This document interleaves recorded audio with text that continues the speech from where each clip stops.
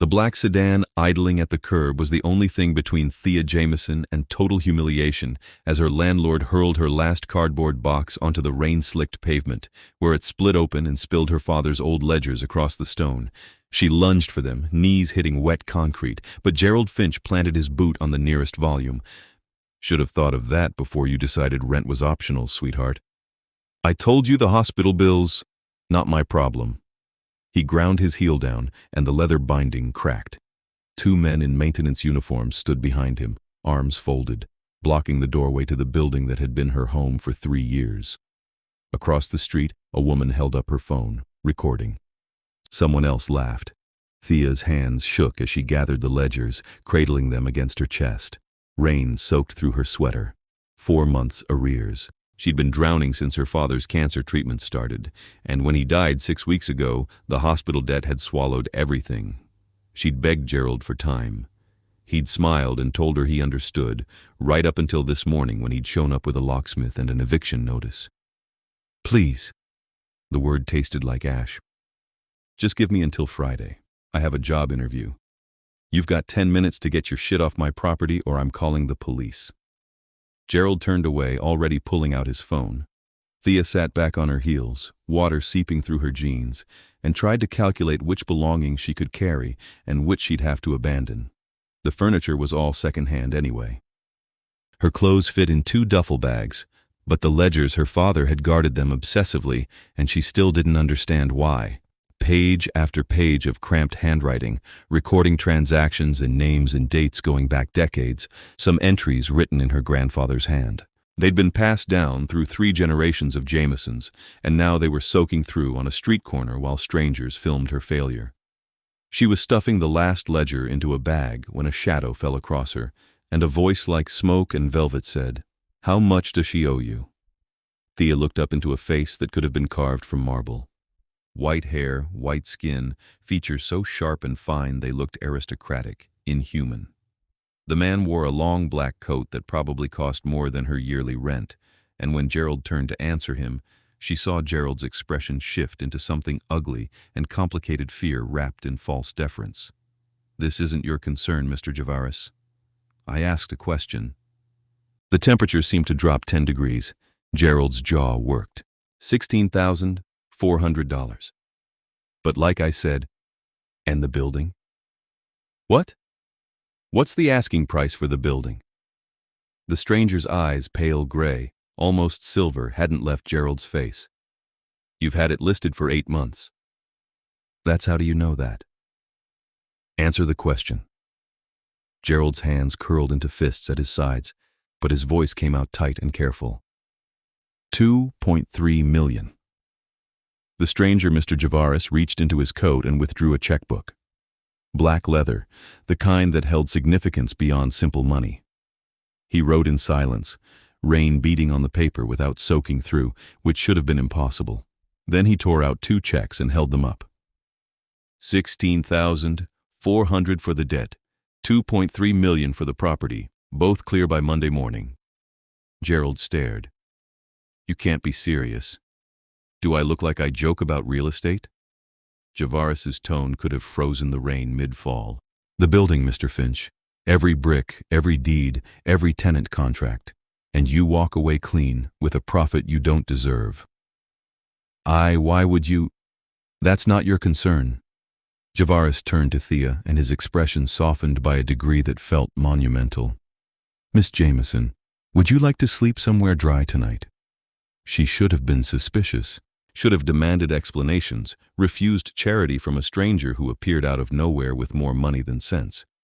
But she was exhausted and soaked and still clutching her father's ledgers like they were the only solid thing in her collapsing world, and when she looked into those strange silver eyes, what she saw wasn't pity. It was something darker and more complicated, layered with an intensity that made her heart kick against her ribs. "Who are you?" "Someone who's been looking for those ledgers for a very long time." He gestured at the books in her arms. "And someone who would very much like to ensure they're properly preserved, among other things." Gerald made a strangled sound. "You can't just—" "She has no claim. She has every claim." Javaris held out the checks. "Take them or tear them up. But if you choose the latter, I'll make you a different offer, one you'll like considerably less." The threat hung in the rain-heavy air. Gerald snatched the checks, fingers trembling. He looked at Thea with something vicious in his eyes, opened his mouth, then seemed to think better of it. Without another word, he turned and stalked toward his car, the two maintenance men following. Thea watched them go, her mind trying to catch up with what had just happened. $2.3 million. Just like that. For a building Gerald had been bleeding dry for years, raising rents and refusing repairs until half the units sat empty. "Why?" she asked. Javaris crouched down, heedless of the wet pavement, and began gathering her scattered belongings. His movements were precise, almost ceremonial, and when he handed her a water-damaged photograph of her father, his fingers were cold enough that she felt it through the paper. "Because that building doesn't belong to Gerald Finch," he said quietly. "It never did. And because your father was a better man than he knew, and you shouldn't pay for his attempts to protect you." "I don't understand." "You will." He stood, offering his hand. "My name is Mikhael Javaris. I rule the court beneath this district, and I would very much like to hire you." Her hand was in his before she'd consciously decided to take it. His grip was cool, steady, and strong enough that she felt he could have lifted her one-handed without effort. When she was on her feet, he didn't let go immediately. "A court," she repeated. "The old kind, the kind your father spent 30 years documenting, probably without realizing what he was recording." Mikhael released her hand and gestured to a dark sedan idling at the curb, the one she'd noticed before. "I'm offering you a position as my archivist. Room, board, and a salary that will clear your remaining debts within the year. In exchange, you help me understand what your family's ledgers contain. And if I say no, then I ensure you have a safe place to stay tonight, help you find other employment, and ask very politely if I might borrow the ledgers long enough to make copies." His expression was grave. "I won't coerce you, Miss Jamison. But I will tell you that the situation is more complicated than an eviction, and you're in more danger than you know." A cold finger of fear traced down her spine. What kind of danger? The kind that comes from living directly above a sealed vampire court for 3 years, while a rival house uses your building as a feeding ground. The world tilted sideways. Vampire. He'd said it so matter-of-factly, like he was discussing property taxes. Thea opened her mouth, closed it, looked at his too pale skin and too sharp features and the way the rain seemed reluctant to touch him. "You're insane. I'm immortal. There's a difference." Mikhail's smile was brief and didn't reach his eyes. "And you don't believe me yet, which is reasonable, but you're cold, you're homeless, and you're holding books that 3 different vampire houses would kill to possess. So I'm asking again. Would you like somewhere dry to sleep while you decide whether I'm a lunatic or telling the truth?" She should have run. Should have grabbed her bags and found a shelter, a friend's couch, anywhere that wasn't a car with a man claiming to be a vampire king. But her father's last words kept echoing in her head, fevered and urgent. "Keep the ledgers safe. Don't let them see. Don't let anyone take them." He'd been delirious.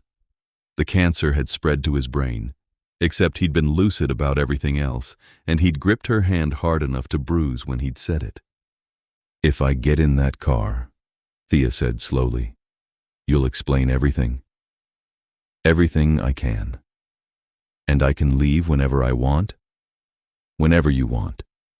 Mikhail's voice was steady as stone. "You have my word, Miss Jamison, which, in my world, is a bond that can't be broken."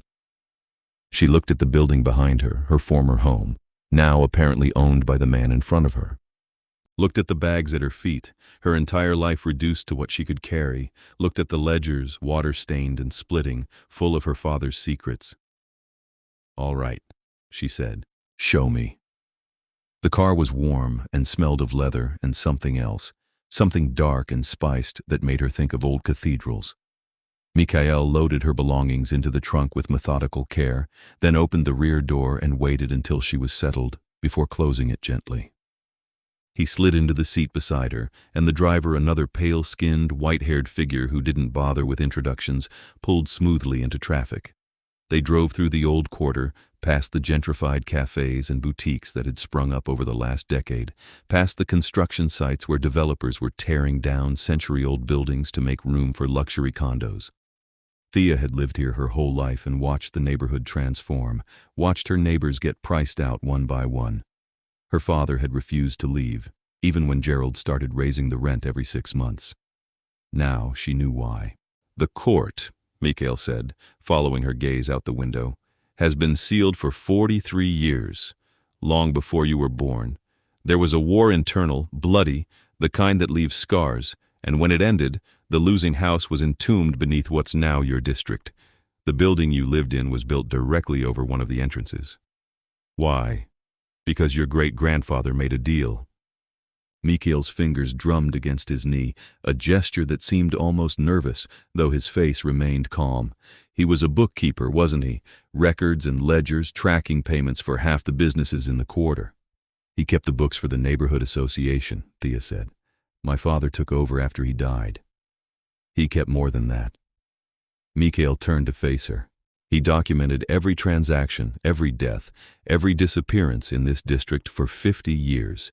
He recorded which buildings had unusual tenant turnover, which basements were never rented, which families moved in and vanished within months. He was meticulous, thorough, and he never understood what he was really tracking. Which was? A hunting ground. Mikhail's voice went cold. The house that lost the war, House Corvinus, didn't die. They were sealed underground, but they had sympathizers, human families who'd sworn loyalty generations back. Those families have been feeding them, slowly, carefully, enough to keep them alive, but not strong enough to break free. Thea's stomach turned. The building was a funnel. Gerald Finch's family has served House Corvinus for 6 generations. They buy properties, fill them with vulnerable tenants, and bleed them dry in more ways than one. His jaw tightened. Your father inherited the building from his father, who'd inherited it from his. They didn't know what they were protecting. They just knew the ledgers mattered, that recording everything was important. And you want them because they're evidence. Mikhael met her eyes. Because vampire law requires proof before action, and testimony from humans holds no weight unless they're sworn kin to a recognized house. Your father's ledgers are the only independent record that exists. With them, I can prove what House Corvinus has been doing and bring them to final justice. Why should I trust you? The question came out sharper than she'd intended. You just bought my building. How do I know you're not planning the same thing? You don't. Mikhail's honesty was startling. You know nothing about me except that I have money and I want something you possess. For all you know, I'm the monster and Gerald Finch is a victim, so I'm going to show you. The car descended into an underground garage beneath a building that looked like it had once been a bank, all marble columns and brass fixtures, converted now into expensive lofts. They parked in a private bay, and Mikhael led her to an elevator with no buttons, just a flat brass panel that glowed when he pressed his palm against it. This will be strange, he warned, but I need you to see it to believe me. The elevator descended for longer than should have been possible. Thea counted floors in her head, lost track around 20. The temperature dropped, her ears popped. When the doors finally opened, she stepped out into a world that looked like it had been frozen in the 1880s. Gas lamps burned in brass sconces along stone walls. The floor was inlaid marble, worn smooth by centuries of foot traffic. Arched doorways led to corridors that stretched into darkness, and the ceiling soared so high she couldn't see it. The air smelled of age and stone and something metallic that made her think of old blood. Welcome, Mikhael said quietly, to the Court of Shadows. Figures moved in the darkness, pale faces, elegant clothing that spanned eras from Victorian to modern, all of them graceful and watchful. They didn't approach, but Thea felt their attention like pressure against her skin. One woman in a gown that looked 18th century inclined her head to Mikhael. A man in a suit that could have come from the 1920s bowed. These are my people, Mikhael said. The court I've ruled for 237 years. We don't hunt. We don't kill.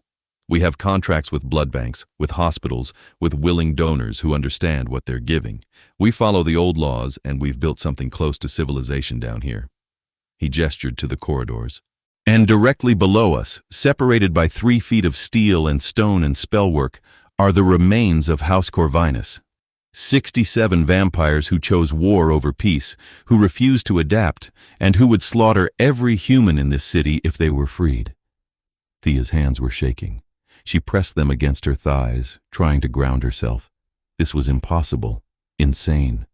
Except she was standing in a palace beneath the city, surrounded by people who moved too smoothly and watched her with eyes that reflected lamplight like an animal's, and Mikhael stood beside her, radiating a calm authority that made it very clear he was exactly what he claimed to be.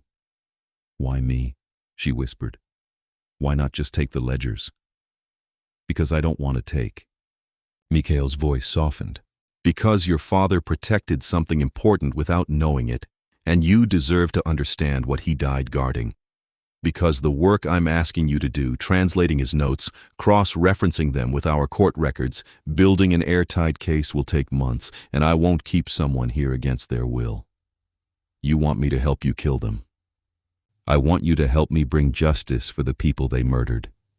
His eyes held hers. "There's a difference." A figure approached from one of the corridors, another white-haired vampire, this one female, wearing modern clothes and carrying a leather folder. She stopped a respectful distance away and waited until Mikhael acknowledged her with a nod. "My king," she said, her voice accented in a way Thea couldn't place. "The contracts are ready for review, and House Devereaux sent a messenger. They're formally requesting clarification on the Finch purchase. Tell them I'll explain at the next council." Mikhael took the folder, tucked it under his arm. "Seraphine, this is Miss Thea Jamison. She'll be staying with us as a guest and, I hope, as our archivist. Please prepare the East Suite." Seraphine's gaze flicked to Thea, sharp and assessing. "The human rooms?" "The guest quarters, full amenities, and make sure the temperature is comfortable." Mikhael's tone made it clear that arguing would be unwise. "She's not livestock, Seraphine. She's under my personal protection." Something shifted in Seraphine's expression, surprise, maybe, or calculation. She bowed. "Of course, my king. Welcome, Miss Jamison. I'll have everything prepared within the hour." She vanished back into the shadows, moving with that same liquid grace. Thea watched her go, then turned to Mikhael. "Personal protection," she said. "What does that mean?" "It means no one touches you, no one threatens you, no one feeds from you without your explicit, enthusiastic consent, which I expect you will never give." Mikhael's voice was hard. "It means you're sacrosanct within these walls, and anyone who violates that will answer to me personally." "And outside these walls?" "I'll assign you a guard until the situation is resolved. Someone skilled enough to ensure your safety." He paused. "There will be vampires who see you as a threat, Miss Jamison. The ledgers represent power, evidence, the ability to destroy houses that have operated in shadow for generations. Some will want them badly enough to take them from you by force." Fear spiked through her, sharp and cold. "You're saying I'm in danger just for possessing them?" "You were always in danger." Mikhael's expression was grave. "Gerald Finch didn't evict you over rent. He evicted you because someone offered him more money to get you out of that building, and because whoever hired him wanted you vulnerable, alone, and easy to access. I intervened before they could make their move." "Who?" "I don't know yet, but I will." He gestured toward the elevator. "For now, let me show you where you'll stay. Then, if you're willing, we can begin going through the ledgers. I have decades of court records that should correspond with your father's entries. Together, we can build a timeline." "And if I do this," Thea said slowly, "if I help you build your case, what happens to me after?" Mikhael was quiet for a long moment. "You'll be financially secure. You'll have references that will open doors in archives and museums across the country. You'll have my protection for as long as you want it." He met her eyes. "And you'll have the satisfaction of knowing you finished your father's work, even if he never understood what that work was." It should have sounded manipulative, should have felt like he was offering just enough to make her agree. But there was something in his voice, in the way he held himself careful, restrained, like he was working very hard not to push that made her believe him. "One condition," she said. "Name it. I want my building turned into affordable housing, not luxury condos, not another boutique hotel. Actual homes for people who need them."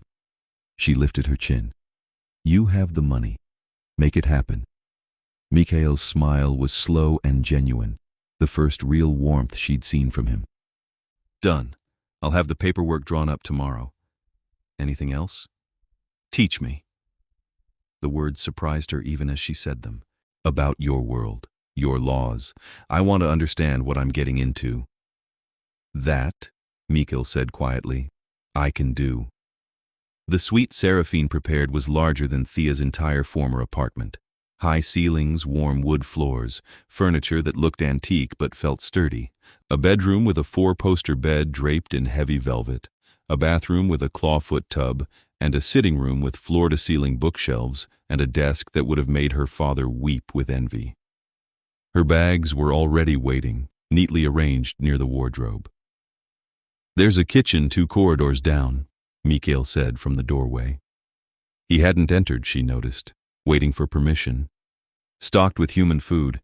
If you need anything else, tell Seraphine or pull that cord." He pointed to a velvet rope near the fireplace. "Someone will come immediately." "Is it always this quiet?" The court outside had been nearly silent despite the dozens of figures she'd seen moving through it. "We're old. We've learned the value of stillness." Mikhael leaned against the doorframe, and the gesture made him look suddenly less regal, more human. "Most of my people sleep during the day, but we're not bound to it the way stories suggest. Sunlight hurts, but it's not instant death. We're simply more comfortable in darkness." "And blood?" "Necessary, but not constant. Once or twice a month for most of us, more frequently for the very old or the newly turned." His gaze was steady. "I won't lie to you about what we are, Miss Jamison. We're predators, but we're also capable of restraint, of civilization, of choosing something better than our base nature." Thea crossed to the desk, running her fingers over the smooth wood. "Why do you care? About justice, about doing things the right way. You're a king. Couldn't you just kill them yourself?" "I could." Mikhael's voice went soft. "But that would make me the same as them. And I've spent 2 centuries building something different, something that proves we can be more than monsters. If I act without proof, without following our own laws, then everything I've built means nothing." She turned to face him. "You really believe that?" "I have to." He pushed off from the doorframe. "I'll leave you to rest. Tomorrow, if you're willing, we'll start with the ledgers. Get some sleep, Miss Jamison. You're safe here." He was gone before she could respond, the door clicking shut behind him. Thea stood alone in the elegant suite, surrounded by luxury she'd never imagined, and tried to process everything that had happened in the last 4 hours. Evicted, rescued, brought to an underground vampire court, offered a job that involved documenting murders and building a case for justice in a world she hadn't known existed. She should have been terrified, should have been planning her escape. Instead, she found herself thinking about Mikhael's careful restraint, the way he'd asked rather than commanded, the way he'd honored her condition about the building without hesitation, and the way he'd looked at her in those brief moments when he'd thought she wasn't watching, like she was something precious he was afraid to break. Thea unpacked her father's ledgers and spread them across the desk. His handwriting stared up at her, familiar and achingly missed.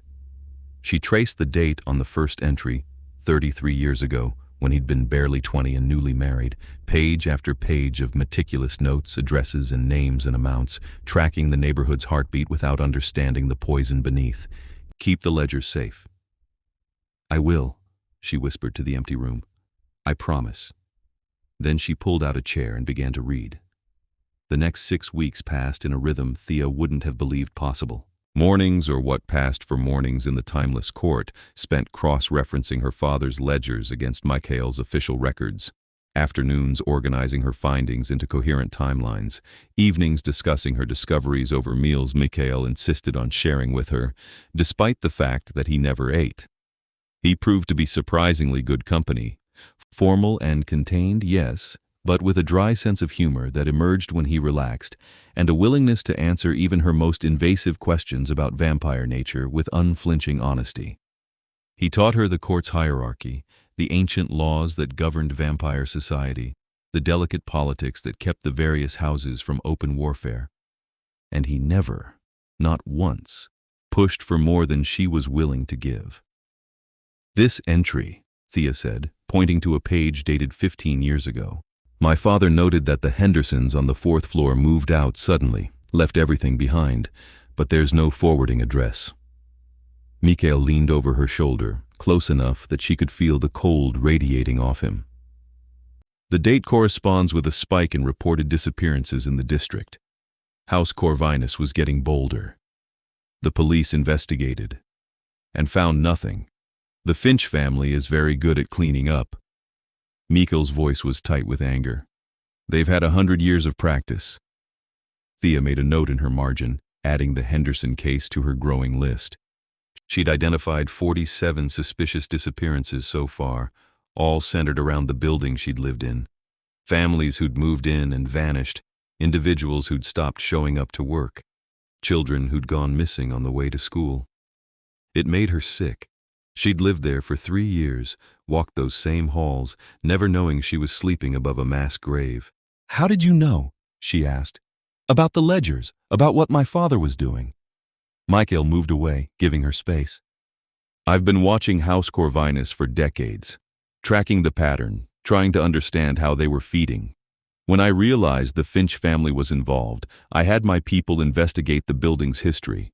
Your great-grandfather's name appeared repeatedly in property records, always in connection with buildings that had unusual activity. I began to suspect he'd been documenting something, but I didn't know what or where the records were kept. And then Gerald tried to evict me."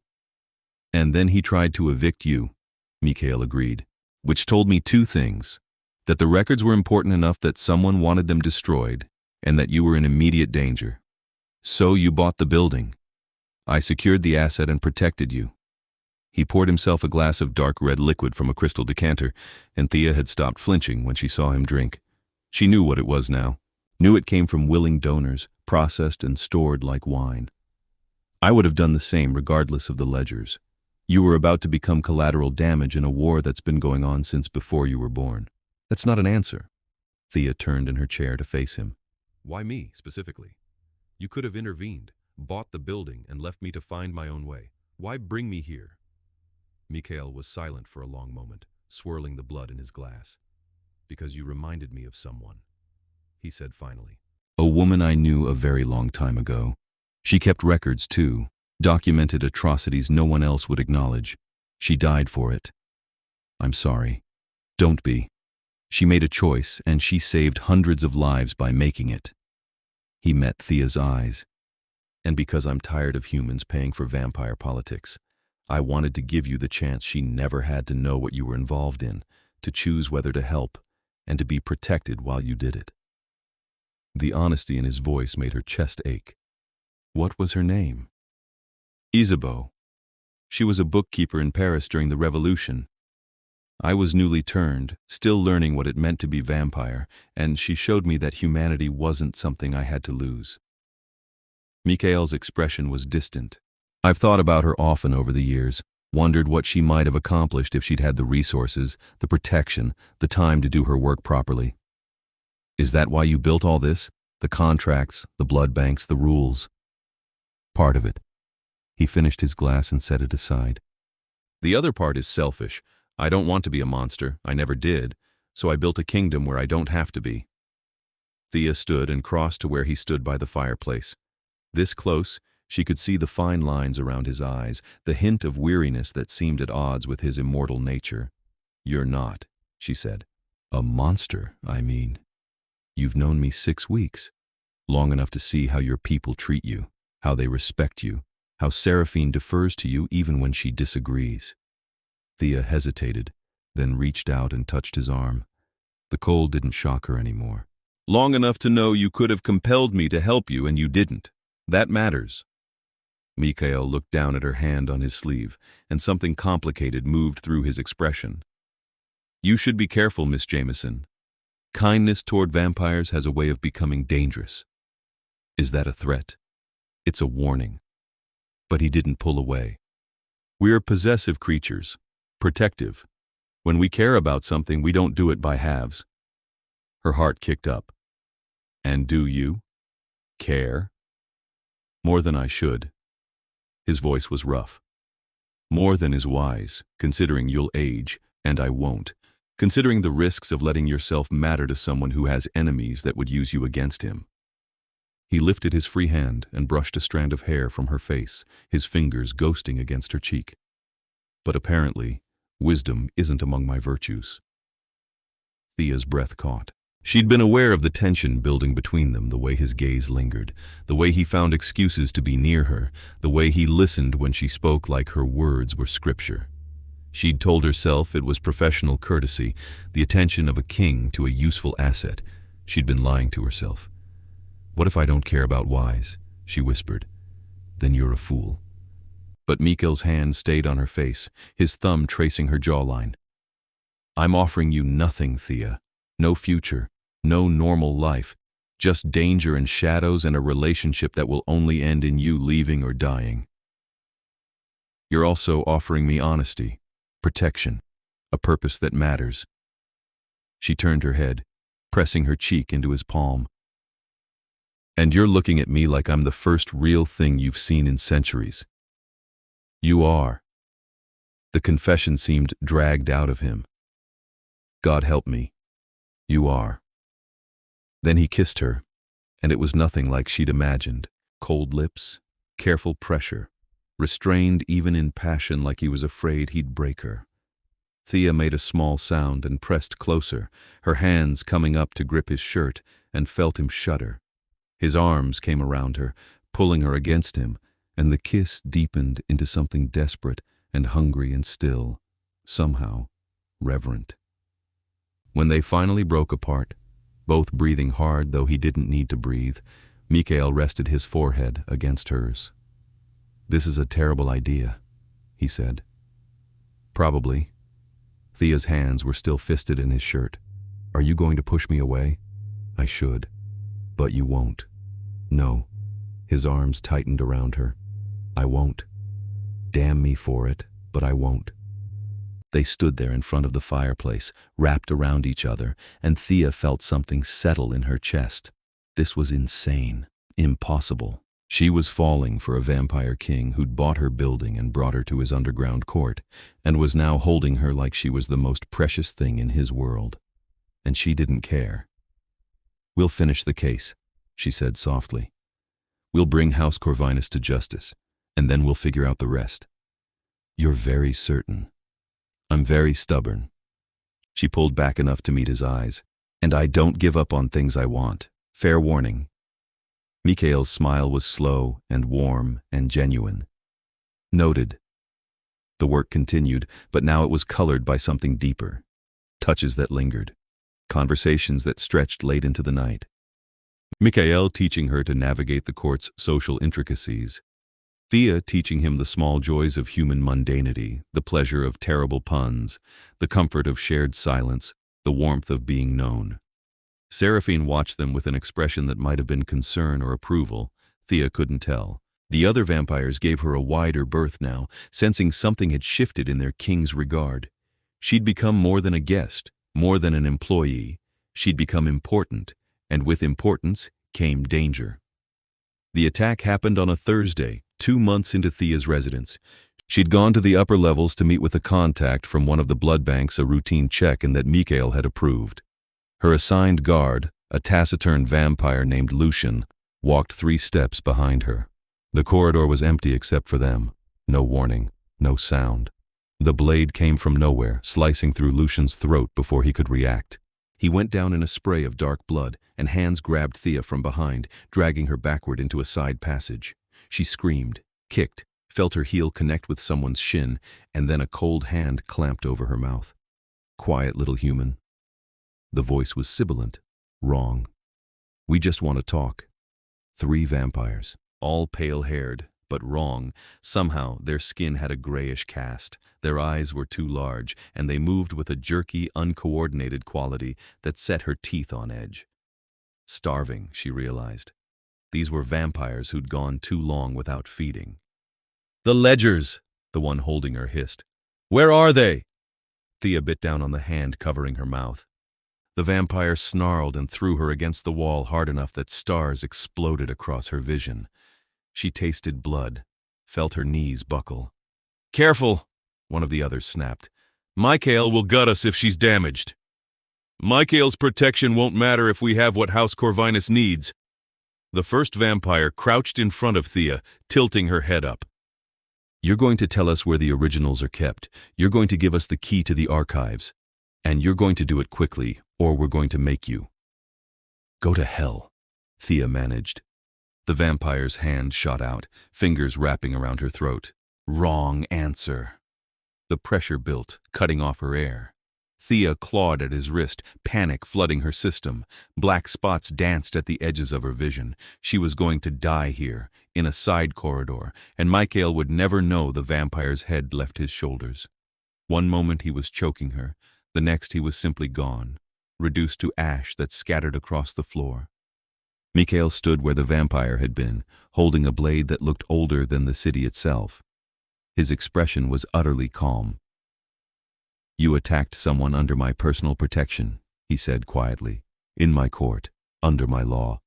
The other two vampires dropped to their knees. "My king, please, we were acting under orders. House Corvinus promised. I don't care." Mikhael's voice could have frozen oceans.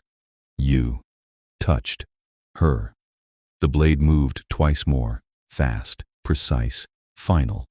Ash drifted to the floor, and then there was only silence and the sound of Thea's ragged breathing. Mikhael was at her side instantly, his hands infinitely gentle as he checked her throat, her head, her ribs. "Are you hurt?" I'm okay." Her voice came out hoarse. "Lucian, already healing. Decapitation is fatal for us. He'll be fine once we reattach his head properly." Mikhael cupped her face, his eyes scanning her for injuries. "Thea, look at me.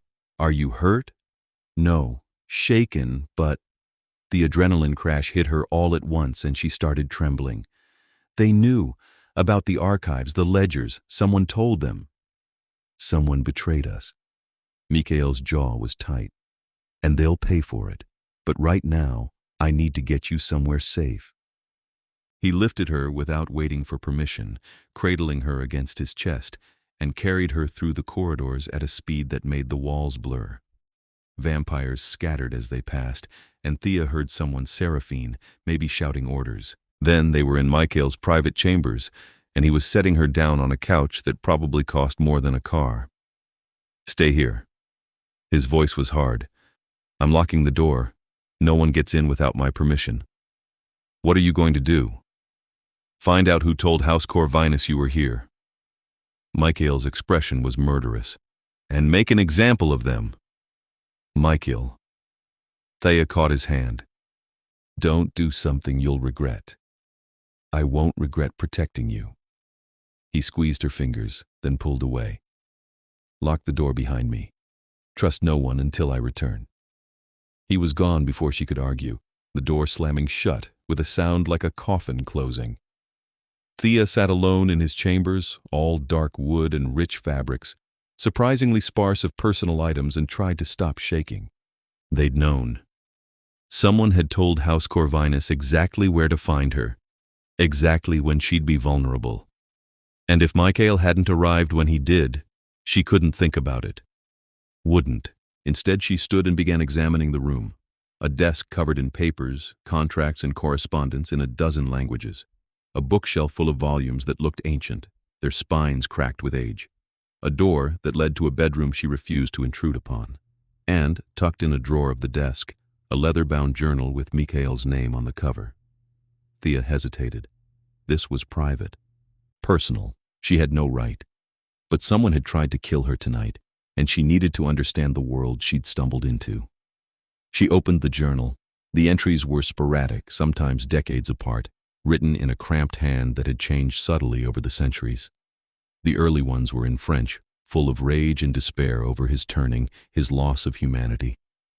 Gradually, they shifted to a kind of resigned acceptance, then to something harder determination, maybe, or defiance. I will not be what they say I must be.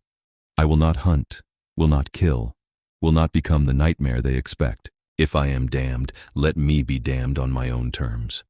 Later entries detailed the founding of his court, the slow work of building something new, the alliances he'd forged, the enemies he'd made, the constant balancing act of maintaining power while refusing to use it the way other vampire kings did. And then near the end, a recent entry. She looks at me like I'm human. Like I'm still capable of being good. I don't know if I believe it, but when she smiles at me, I want to. God, how I want to. Thea closed the journal carefully, her heart aching. This was a man who'd spent centuries trying to be better than his nature, fighting against the monster he'd been turned into. And she'd stumbled into his life, carrying the key to his most important battle. No wonder he protected her so fiercely. The door opened and Mikhael returned. There was blood on his shirt, not his own, she suspected, and his expression was carved from stone. I found the traitor, he said flatly. One of my own counsel. He's been selling information to House Corvinus for 5 years. Is he dead? Publicly executed in the main hall. Mikhael's eyes were hard. I don't tolerate betrayal, Thea. Not in my court. Not when it puts innocent lives at risk. She should have been horrified, should have recoiled from the casual mention of execution. But all she felt was a grim satisfaction and a fierce gratitude that he'd acted so decisively. What happens now? She asked. Now House Corvinus knows we're aware of them. They'll accelerate their plans, try to break free before we can finish building the case. Mikhael crossed to her, his hands gentle despite the violence still written in his posture. I need you to stay inside the court, no more trips to the surface, not until this is over. I'm not a prisoner. You're under attack. His voice was strained. Thea, please. They'll kill you to get to those ledgers. I can't. He stopped, closing his eyes. I can't protect you if you're not here. She understood what he wasn't saying, what he couldn't say. I'll stay, she said softly. But we accelerate the timeline. No more slow documentation. We finish the case now and we bring it to your council. You're not ready. Neither are they. Thea stood, stepping into his space. But we have enough. 47 documented disappearances, financial records showing the Finch family's payments to known Corvinus sympathizers, witness testimony from my father's notes. It's not perfect, but it's damning. Mikhael stared at her. You've been planning this. I've been preparing.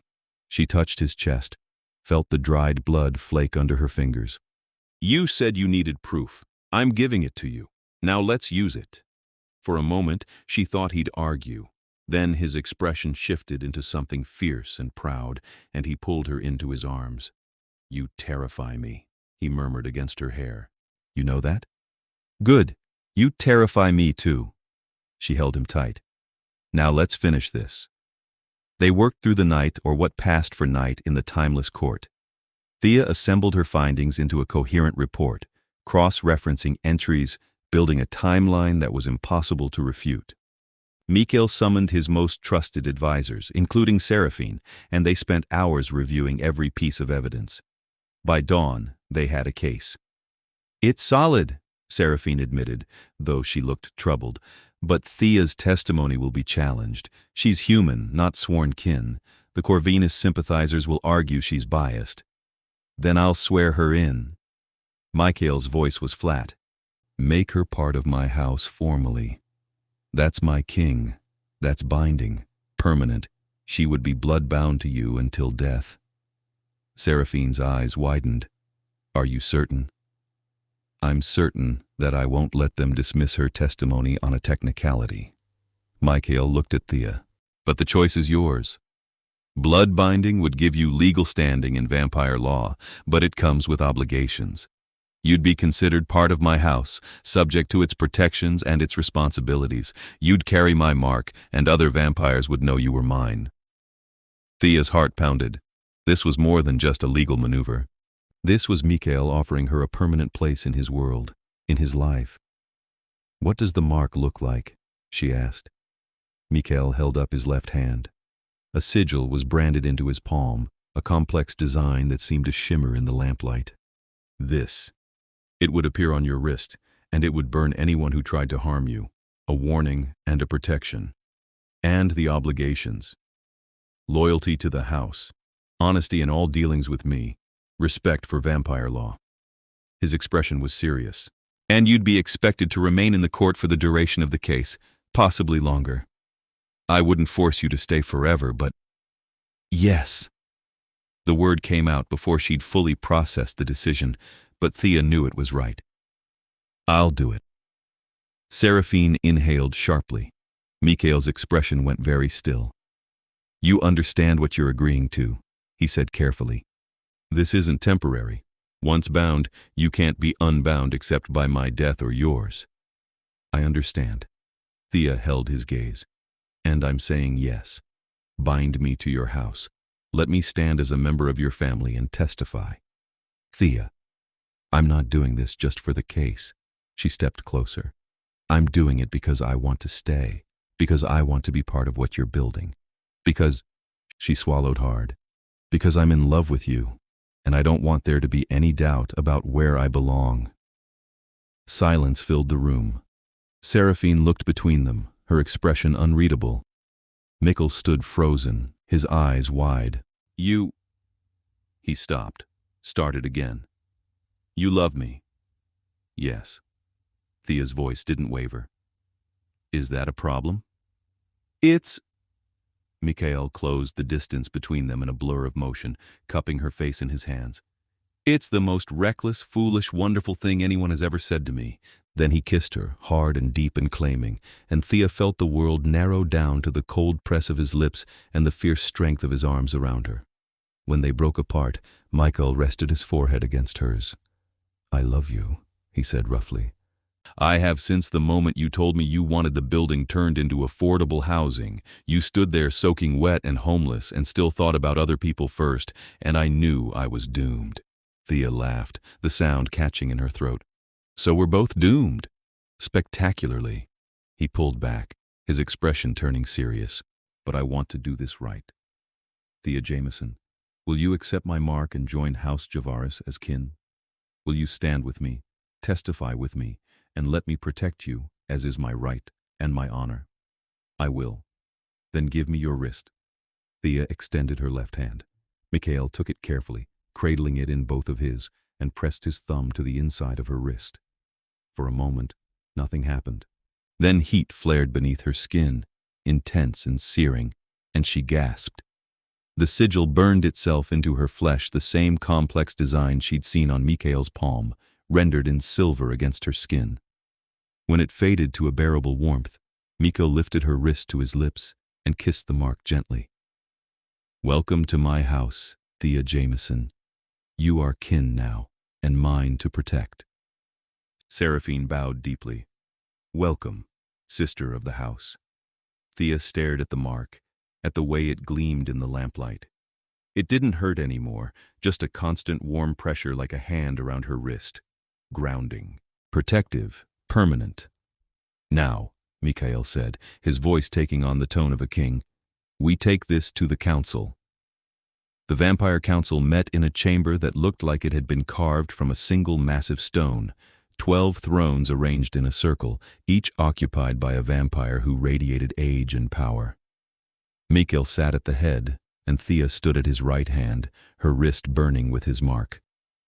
The other vampire kings and queens watched her with expressions ranging from curiosity to outright hostility. She recognized some of them from the court ancient creatures who'd seen empires rise and fall, who viewed humans as little more than food or toys, and she was about to accuse one of their peer houses of mass murder. Mikhael stood, and silence fell immediately. I've called this emergency session to present evidence of sustained and illegal harvesting within our territories.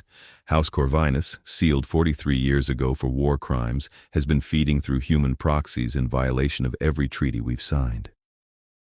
Evidence, one of the queens said, a woman who looked barely 20, but whose eyes were ancient. You have evidence of this? I have documentation spanning 50 years. Testimony from sworn kin. Financial records proving collusion between the Finch family and known Corvinus sympathizers. Mikhael gestured to Thea. Miss Thea Jamison, newly bound to House Javaris, will present the case. Thea stepped forward, her report in hand, and began to speak. She laid it out methodically, date by date, building the timeline of disappearances and payments. She showed how the pattern centered around her building, how every spike in missing persons corresponded with a property transaction by the Finch family. She quoted her father's notes, her grandfather's observations, the careful documentation of 3 generations who'd never understood what they were recording. By the time she finished, the chamber was silent. "This is damning," another king said slowly. "If true." "It's true." Mikhael's voice was hard. "I've verified every entry against our own records. House Corvinus has been harvesting humans for decades, and we've turned a blind eye because they were sealed and we didn't want to acknowledge the problem." "What do you propose?" the young-looking queen asked. "Formal charges, a tribunal, and if House Corvinus is found guilty when they're found guilty, final execution. Not sealing, not imprisonment, destruction." Murmurs rippled through the council. Destruction was the harshest punishment vampire law allowed, reserved for the worst crimes. But it was also permanent. No coming back, no second chances. "You're asking us to kill 67 vampires," one of the kings said. "I'm asking you to enforce our own laws." Mikhael's eyes blazed. "They murdered humans under our protection. They violated every treaty. They nearly killed my kin trying to cover their crimes. If we don't act, we prove that our laws are meaningless." "And if we do act," the queen said quietly, "we set a precedent, that humans matter enough to warrant destroying an entire house. They do matter." Thea's voice cut through the murmurs. "You built these laws to protect us. You made treaties promising we'd be safe. If you don't enforce them, you're no better than the monsters your stories warn about." The queen's gaze fixed on her, sharp and assessing. "You're very brave, little human, or very foolish. I'm tired of people dying because vampires treat us like we're disposable." Thea lifted her chin. "You want to rule us? Fine, but earn it. Prove you're capable of justice." Silence. Then, slowly, the queen smiled. "I like her, Mikhael. She has spine." "She has more than that." Mikhael's hand came to rest on Thea's shoulder. "She has truth. Now vote. Do we bring formal charges against House Corvinus, or do we continue to let them harvest our territories?" The vote was unanimous. The tribunal took 3 days. Thea testified, her marked wrist displayed prominently, her father's ledgers entered into evidence. Mikhael presented the financial records, the pattern of disappearances, the proof of collusion. Seraphine brought witnesses, survivors who'd escaped the building before they could be taken, families who'd lost members and never gotten answers.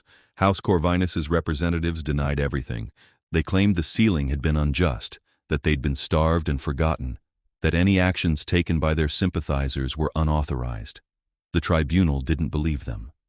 On the 4th day, the verdict came down. Guilty of harvesting, guilty of murder, guilty of conspiracy. The sentence was destruction, the entire house, every member who'd been sealed underground, to be executed at dawn.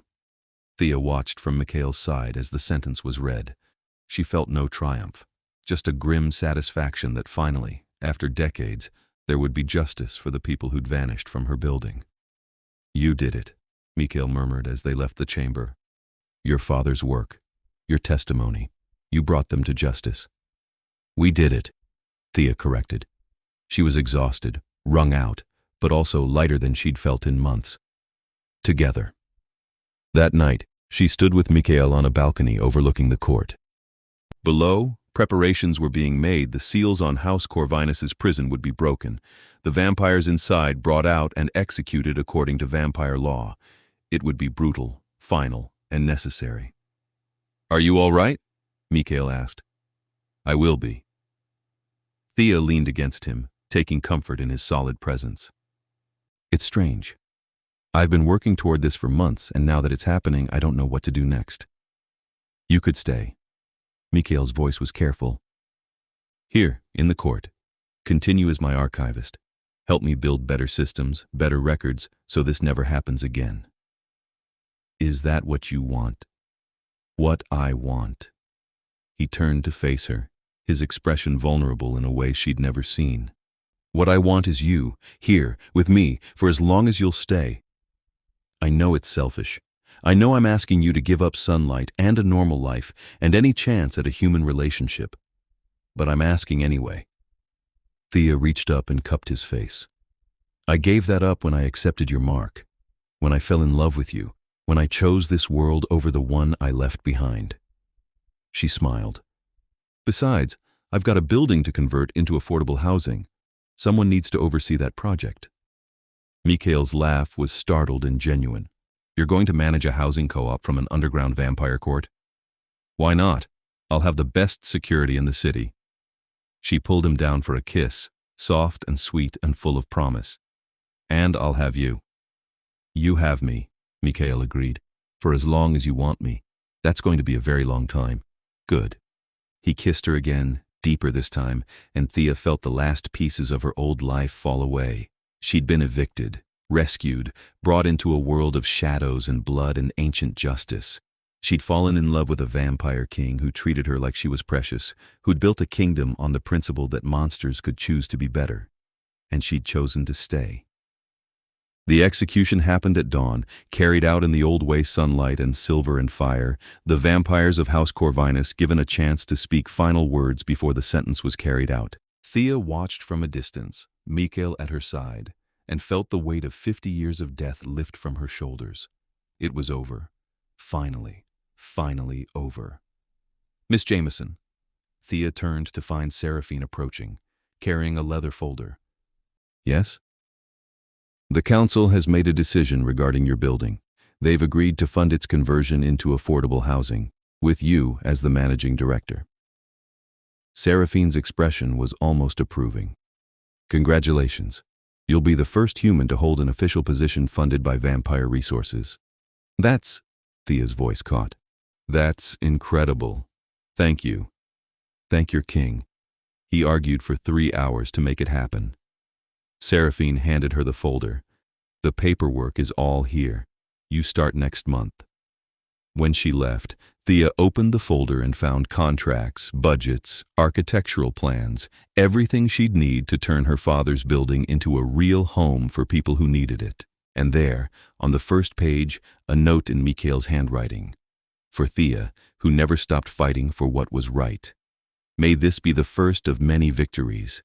She found him in his chambers, reviewing reports from the tribunal. When she entered, he looked up and smiled that rare, genuine expression that transformed his face from regal to boyish. You saw, he said. You didn't have to do this. Yes, I did. Mikhail stood and crossed to her. You asked for one thing when I rescued you. I made a promise, and I always keep my promises to you. Thea set the folder aside and wrapped her arms around him. I love you. I love you too. He held her close, his chin resting on top of her head. And I'm going to keep loving you for a very long time. About that.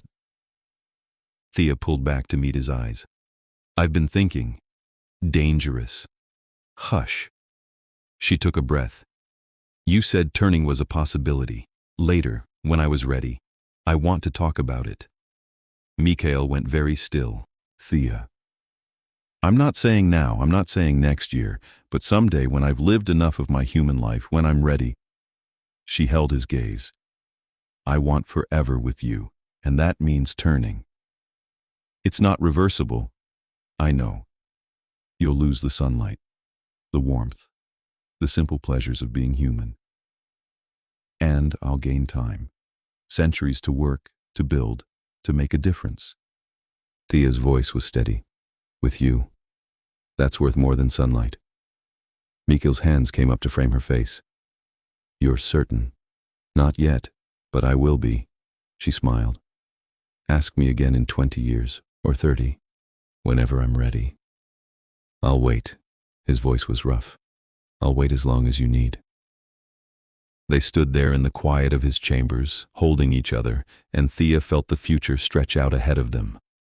Years of work ahead, turning the building into something good. Decades of partnership, navigating the complex world of vampire politics. Eventually, when she was ready, the transformation that would make her truly his equal. It should have been terrifying. Instead, it felt like coming home. The building's grand opening happened 6 months later. Thea stood in the renovated lobby, clean walls, new floors, fresh paint covering decades of neglect, and watched families move into apartments that had been gutted and rebuilt. Affordable rents, strict tenant protections, a management structure that put residents first. Her father would have been proud. Mikhael attended, though he had to arrive after sunset and leave before dawn. He stayed in the shadows, letting Thea take center stage, but she felt his presence like a warm hand at her back. "You did it," he murmured during a quiet moment. "You took something broken and made it whole." "We did it," Thea corrected. She wore long sleeves to hide the mark on her wrist, but she was aware of it always, the constant reminder that she belonged to House Javaris, that she was protected and claimed and loved. "And we're going to do it again. There are 12 more buildings in the district with the same history. I want to convert them all." Mikhail's laugh was low and pleased. "Ambitious. I learned from the best." She turned to face him. "So what do you say, my king? Ready to fund a housing revolution? With you?" His eyes gleamed in the dim light. "Always." They returned to the court as the first residents were settling into their new homes. Thea had her office, now a suite of rooms in the upper levels where she could work during the day, managing the building's operations and planning the next conversions. At night, she descended to Mikhail's chambers, and they worked side by side, king and archivist, partners in every sense. The court had accepted her fully now. She was no longer the strange human the king had rescued, but a member of the house with her own authority. Vampires bowed when she passed. Seraphine consulted her on matters of human relations. She'd become, improbably, a bridge between two worlds, and she was happy. "Penny for your thoughts," Mikhael said one night as they sat by the fireplace in his chambers. He was reading contracts. She was reviewing tenant applications. Domestic and comfortable and utterly mundane. "Just thinking about how far we've come." Thea set her papers aside. 6 months ago, I was sitting on a curb in the rain, convinced my life was over. Now I'm living in a vampire court, managing a housing project, and in love with a king. Quite the character arc. Quite the rescue. She moved to sit beside him, tucking herself against his side. "Do you ever regret it? Intervening that day?" "Never." Mikhael set his own work aside and pulled her closer. "You're the best thing that's happened to me in 2 centuries. Why would I regret that?" "Because I'm complicated. Human. Aging while you stay the same. You're also brilliant, stubborn, compassionate, and brave enough to stand in front of a vampire council and demand justice." He pressed a kiss to her temple.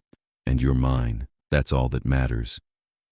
Thea tilted her head up and kissed him properly, slow and deep and full of promise. When they broke apart, she said, "Ask me." Mikhail's expression turned serious. "Are you certain?" "Ask me." He took her hand, his thumb brushing over the mark on her wrist. "Thea Jamison, love of my immortal life, light in my darkness, do you want to be turned? Do you want forever with me, even knowing what it costs?" Thea's heart pounded. She'd thought about this constantly over the past months, weighing the costs against the gains. She'd missed the sun, missed the warmth, missed the simple human pleasures of eating and aging and dying at a natural pace. But she'd gained centuries with Mikhael. Time to finish her work, to transform every building in the district, to build something lasting. Time to explore the depths of vampire culture, to understand the world she'd joined. Time to love and be loved without the shadow of mortality hanging over them. "Yes," she said. "I want forever. With you." Mikhael closed his eyes briefly, and when he opened them, they gleamed with unshed tears. "I'll make it as painless as possible, and I'll be with you through every moment of the transition." "I know." Thea squeezed his hand. "When?" "Whenever you're ready. Tonight, tomorrow, next month." Tonight. The decision was sudden but felt right. Let's not wait. I'm ready now. They prepared carefully. Mikhael explained the process, his blood first, to begin the change, then her death, then 3 days of transformation. He'd stay with her the entire time, monitoring the change, ensuring she survived. It will hurt, he warned. I can't prevent that. The body fighting the change, the death and rebirth. But I promise, I'll be here. You won't be alone. I'm not afraid. And she wasn't. Not with Mikhael holding her hand, his expression grave and loving and terrified in equal measure. They performed the ritual in his chambers, the door locked, the court informed that their king was not to be disturbed. Mikhael cut his wrist, and Thea drank, the taste strange and cold and electric on her tongue. Then his fangs, and she'd known he had them, but had never felt them, never experienced the sharp pierce of teeth in her throat. It didn't hurt. There was pressure, cold, and then a strange floating sensation as her blood left her body. Mikhael held her carefully, one hand supporting her head, murmuring soft reassurances in a language she didn't recognize. When her heart finally stuttered and stopped, the last thing she saw was his face, beautiful and terrible and full of love. Then darkness. The transition was agony. Thea burned from the inside out, her body reshaping itself, bones breaking and reforming, organs shutting down and restarting. She screamed until her voice gave out, clawed at the sheets, and through it all, Mikhael was there, holding her, cooling her forehead with damp cloths, whispering promises and endearments and apologies. On the third day, she opened her eyes and saw the world in perfect clarity. Colors were sharper. Sounds were crystalline. She could hear Mikhael's breathing, unnecessary but habitual, and the rustle of fabric and the distant conversations happening corridors away. Her body felt different, lighter and stronger, and fundamentally changed. Thea. Mikhael's voice was rough with relief. How do you feel? She sat up slowly, testing her new body. Strange, good, hungry. He offered her a glass of blood donated, processed, still warm. She drank, and the taste exploded across her tongue, rich and complex and satisfying in a way human food had never been. When the glass was empty, she looked at Mikhael and smiled. Hello? Hello? He pulled her into his arms, holding her so tight it would have hurt if she were still human. Welcome to immortality. Thea laughed, the sound clear and bright. Thank you for everything, for saving me, for loving me, for giving me this. Thank you, Mikhael countered, for choosing me, for staying, for being brave enough to jump into my world without looking back. They sat together as Thea adjusted to her new senses, exploring the edges of her transformation. She was stronger now, faster, her reflexes inhuman. The sunlight would burn her, but she'd lived without it for months already in the court. It was a small price to pay. What now? She asked eventually. Now we have forever. Mikhael's smile was radiant. To work, to build, to love, whatever you want. I want to finish converting the buildings. I want to make this district a place where humans and vampires can coexist safely. Thea met his eyes.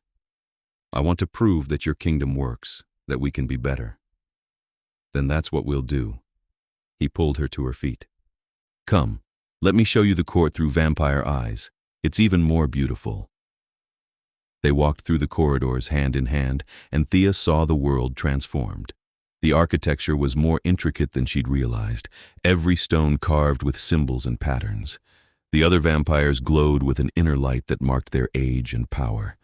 And Mikhael, standing beside her, was luminous, a king in truth, ancient and powerful, and hers. Seraphine met them in the main hall.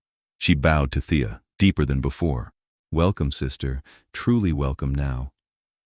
Thank you. Thea's voice still sounded strange to her own ears, clearer, more musical. For accepting me, for helping me. You earned your place long ago.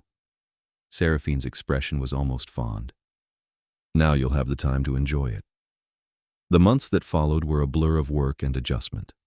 Thea learned to control her new strength, to navigate the complex politics of vampire society as a member rather than an outsider. She continued managing the housing project, now with the added advantage of being able to work night and day without exhaustion.